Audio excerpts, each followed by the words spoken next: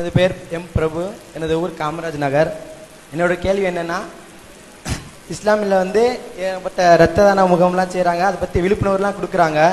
அதை நான் வரவேற்கிறேன். இதை பற்றி உடல் தானத்தை பற்றி எந்த ஒரு விழிப்புணர்வு கொடுக்கல. அதை இஸ்லாமியர் முன் வரதில்லை. இதில் மார்க்க தடை எதுவும் இருக்கா? அவ்வளோதான். அவர் என்ன கேட்குறாருன்னா, முஸ்லீம்கள் ரத்த தானம் செய்கிறீங்க, அது பரவலாக செஞ்சிட்டு இருக்கிறீங்க. உடல் தானம், உடலையே தானம் செய்வது இஸ்லாத்தில் உண்டா, அப்படி செய்கிறீங்களான்னு கேட்குறாங்க. இரத்த தானத்தை பொறுத்த வரைக்கும் தகவலுக்காக சொல்லிக்கிறோம், தமிழ்நாடு தௌஹீத் ஜமாத் என்கிற எங்கள் அமைப்பு தான் 10 வருடங்களாக தமிழகத்திலேயே முதல் இடத்தில் இருந்து அரசாங்கத்தில் விருது வாங்கிட்டு இருக்கோம். அதிகமான பேர் ரத்த தானம் செய்தவர்களில் ஒட்டுமொத்த தமிழ்நாட்டில் முதல் இடம் யாருக்குன்னு கேட்டால், சிறுபான்மை சமுதாயமாக இருக்கிற எங்களில் ஒரு சின்ன இயக்கமாக இருக்கக்கூடிய தௌஹீத் ஜமாத் தான் ஃபர்ஸ்ட் இடத்தில் இருக்கிறது. இப்போ கூட அமைச்சர் விருது கொடுத்துருக்காரு, வழங்குதா? அது மாதிரியான ஆண்டுதோறும் நாங்கள் தான் அந்த விருதுகளை வாங்கி கொண்டிருக்கிறோம், முதல் இடத்தில் இருக்கிறோம். அதிகமாக எங்கே பார்த்தாலும் ரத்த தான முகாம்கள் நடத்தி கொண்டிருக்கிறோம். அது மார்க்கத்தில் உள்ள விஷயம். சரி, அவர் என்ன இப்போ கேட்குறாருன்னா, உடலை இது மாதிரி தானம் செய்யலாமே அப்படின்னு கேட்குறாரு.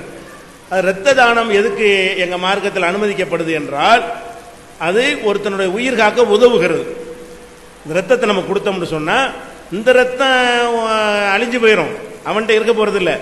ஆனால் கொஞ்சம் மணி நேரங்களுக்கு அவனுக்கு ரத்தம் ஓடி போயிருதில்ல, அப்போ அந்த ஆப்ரேஷன் நேரத்தில், பிரசவ நேரத்தில் இன்னொரு மனித ரத்தத்தை ஏற்றணும்னு சொன்னால், அந்த அவங்கள லாஸான இழந்த ரத்தத்துக்கு ஈடாக இருந்து உடலை கரெக்ட் பண்ணும் அப்படிங்கிறதுக்காக வேண்டி ரத்த தானம் செய்கிறோம். ரத்த தானம்னு ஒன்று இல்லைன்னு வைங்களேன், அந்த ஆக்சிடென்ட்டில் செத்தாலாம், ஆக்சிடென்ட்டில் போட்டாலும் செத்துருவாங்க, ஆப்ரேஷன்லாம் நிறைய பேர் செத்துருவாங்க. இந்த ரத்தம் ஏற்றுறதுக்கு ரெடியாக வச்சுக்கிட்டு தான் ஆப்ரேஷன் பண்ணுவாங்க. அதனால அது உயிர் காக்கும் ஒரு அவசியம் என்கிற வகையில் இஸ்லாம் அது அனுமதி. ரத்தம் தடுக்கப்பட்டிருக்கு, எங்களுக்கு ரத்தம் சாப்பிடக்கூடாது. ஆட்டை அறுத்து இறைச்சி தான் நாங்கள் சாப்பிடலாம், ரத்தம் சாப்பிடக்கூடாது. அப்போ தடை செய்யப்பட்டு இருந்தாலும் உயிர் காக்க உதவுகிறது என்ற காரணத்தினால் எங்கள் மார்க்கம் இதை அனுமதிக்குது. ரத்தம் என்பது ஒருத்தனுடைய உசுரை காக்கிறதுக்கு உதவுது. சரி, அதே மாதிரி இந்த உடல் தானம் என்பது அது உயிர் காக்க உதவாது.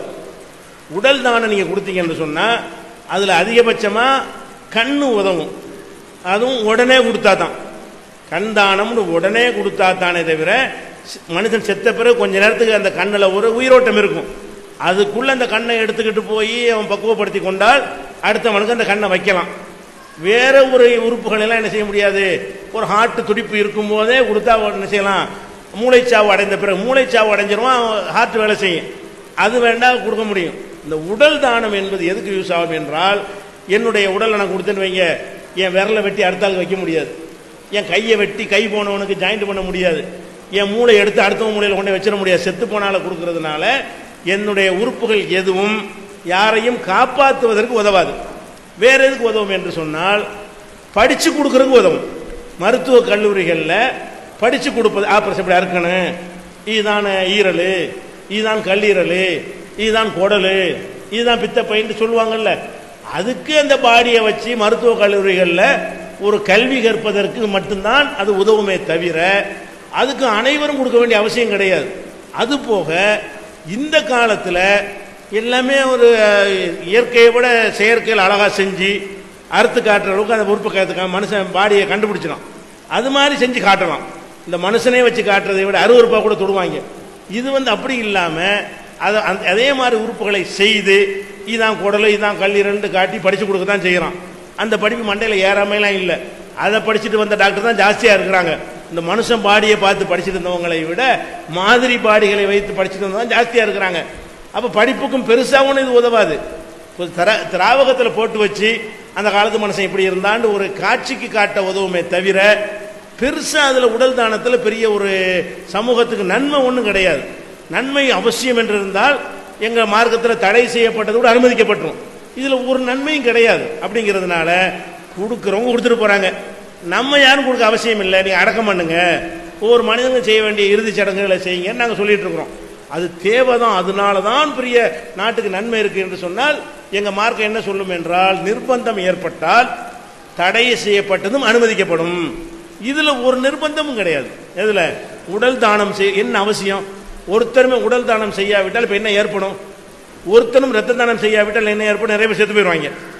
ஒருத்தருமே உடல் தானம் செய்யாட்ட என்ன ஏற்படும்? ஒன்றும் ஏற்படாது.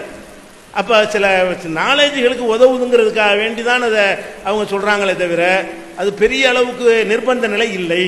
நிர்பந்த நிலை இல்லாதனால நீங்கள் ஒருத்தர் உடல் தானம் செய்யுங்க நாங்கள் சொல்கிறது இல்லை, எங்கள் மார்க்கும் சொல்லாது, அதனால் ஊக்குவிக்கவும் மாட்டோம் தான்.